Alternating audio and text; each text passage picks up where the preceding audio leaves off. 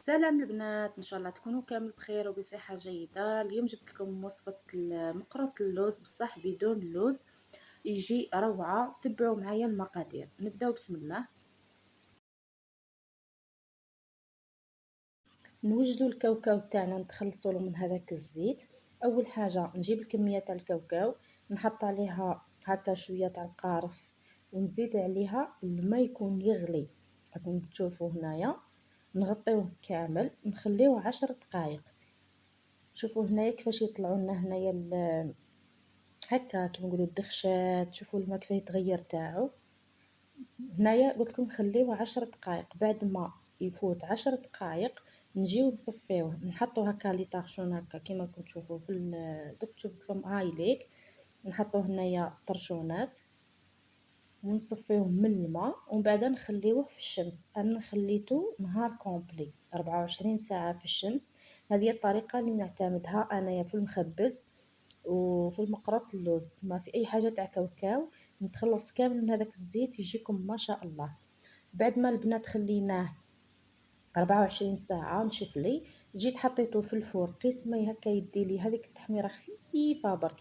نجي هنايا نرحيه. واش نديرو؟ عندي 2 كيلات ونص تاع الكاوكاو، وعندي نص كيلة تاع جوز الهند. نرحيهم، رحيت شوية كاوكاو، ومن بعد الرحية الثانية درت فيها الكاوكاو مع جوز الهند. هاكم تشوفوا هنايا. انا هنايا راح نبداو في طريقة التحضير. عندي 2 حبات تاع بيض، وعندي السكر. نديرو كيلة غير ربع تاع السكر. نزيدو عليهم لافاني، هكا مغرف صغيرة تاع لافاني، ونزيدو عليهم مغرف كبيرة تاع الكونفيتور، معجون تاع المشماش. ونزيدو الماء الزهر قيس 7 مغارف هكاك. الماء الزهر البنات دوك نعطيكم طريقة سما تشوفوا لاباط تاعكم كيفاش تجي. قادر يديلكم اكثر من 7، قادر يدي اكثر من 7 مغارف. سما كي تزيدي الكاوكاو تاعك ثم تعرفي القوام تاعو اسكو تزيدي الماء زهر ولا لا. نخلطوا هذه المكونات حتى يذوب لنا السكر. شوفوا كيفاش تحصلنا عليه، تبدل اللون تاعو. هنايا نبداو نضيفو في الكاوكاو والجوز الهند اللي درناهم مع بعض ونوات كوكو، نرحيوهم هكا. واش نقولكم البنات، كي ديروا الطريقه هذه ما يبانش كامل كاوكاو. مام الكاطو تاع الكاوكاو تاعكم ما ييبسش. الطريقه هذه ننصحكم بها ديما ديروها في المشوك، قلت لكم في المخبز، في المقروط هذا. ديروا هذه الطريقه تاع الكاوكاو، اغسلوه والله يا البنات غير يجيكم ما شاء الله خفيف هايل، وما يجيكمش طول في ريحه الكاوكاو. نبداو هنايا نضيفو قلت لكم في الكميه تاعنا. وهنايا قادر تزيدوا الماء زهر، قادر ما تزيدوش. نعاود لكم المقادير بسرعه. قلنا 2 كيلات ونص تاع الكاوكاو، ونص كيلة تاع جوز الهند. هذو هما اللي توجدوهم قبل. نديرو من بعد نخلطو 2 حبات بيض، مغرف صغيره تاع لافاني، قلنا 7 مغارف تاع ماء زهر، مغرف كبيره تاع معجون مشماش، وكيلة غير ربع تاع السكر. السكر العادي البنات، موش سكر كلاصي. هاي ليك هنايا راكم تشوفوا فيها كيفاش نتحصلوا على القوام. هنايا سي بون. من بعد واش راح ندير؟ راح نجيب اون بواط، نحط فيها هذاك الخليط تاعي تاع المقروط ولا تاع المقروط اللوزه تاع الكاوكاو. شوفوا خليته 24 ساعه، ذاب لي كامل هذاك السكر ويجيكم معلك هكا معسل. هنايا واش ندير؟ نروحو نضيفو القارص. عم بالكم بلي الحوايج هذو يحبوا القارص، نسكرفجو عليه القارص. نجيبو هنايا نقسمو لاباط تاعنا، ودرت شويه، رشيت شويه تاع الفرينه، ونبدا نحلو هكا حربوش كبير. هاي ليك راح نزيد نقسم هنايا ونبدا نخدم، نحلوه بهذه الطريقه. خدمته سهله وشنو لكم البنات ناجح. وفي نفس الوقت اللي ما يحبش يدير كيما نقولوا اللوز مع راه دوكا كلش غالي، ننصحكم بهذه الطريقه وجربوه. اللي يجربوا يخلي لي كومونتير. هنايا نجيو بعد ما درنا حربوش، نجيو نحددو هكا. انا درت قيس 2 دوا هكا، هاي ليك ندير التحديد برك ودوك نعطيلكم كيفاش تقسموه. هنايا البنات في طريقة التقسيم ماشي تروحي ديريكتومون تهبطيه، لا ديري هاد الطريقة. هاي شوف كيف ديري، اي نورمالمون واضحة.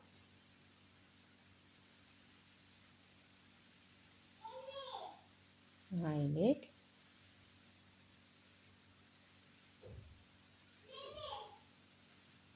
حتى نكملو كامل الحربوش تاعنا. هنايا البنات بعد ما كملنا قسمناه نجيو نعدلوه بهاد الطريقة باش يجينا بومبي. شوفوا الحبة ما ديروها كبيرة ما ديروها صغيرة، انا نشتيها مويا باش اللي ياكل الحبة تاعو يكملها، ما نشتيش الحبة تكون كبيرة وما نشتيهاش تكون صغيرة خلاص. هاي ليك نحطوهم البنات في بلاطو، نخليهم 20 دقيقة هكاك قيس ما يحمو رواحهم ونطيبوهم. هنايا عاوليك هنايا بعد ما طاب شوفوا كيفاش جا ما شاء الله ما يتشقق لكمش، هذاك السكر ثاني ما يتحجرش.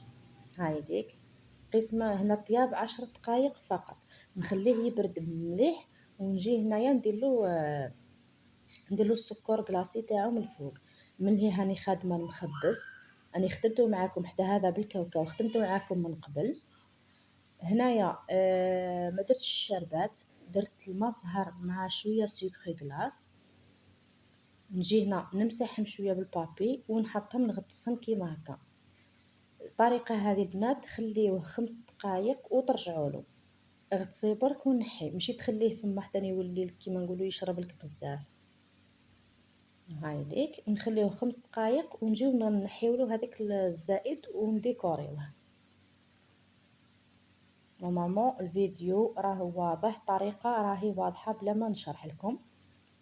هنايا بعد ما خليته شوية شوفوا حكم لي هذاك السكر، نجيو نعدلوه بهذه الطريقة، ديما يدنا هكا من الفوق ونديرو باش ما يبقاوش لي طراس، وفي نفس الوقت نتخلصوا من السكر بزاف كيما نقولوا ما يجيناش محجر.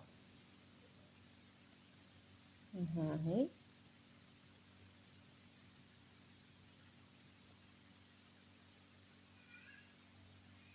نغطيوه مليح ونتخلصوا من السكر الزايد. وكي نكملوهم البنات دوك نعطيلكم كيفاش نديروه. ها شوفوا كيفاش يجي متحوف ما شاء الله.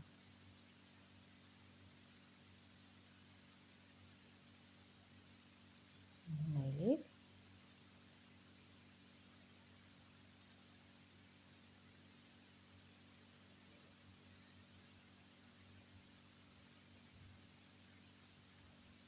الكاطو برك لازم لا باسيونس، تخدموا بعقلكم باش الحاجه تجيكم متقونه.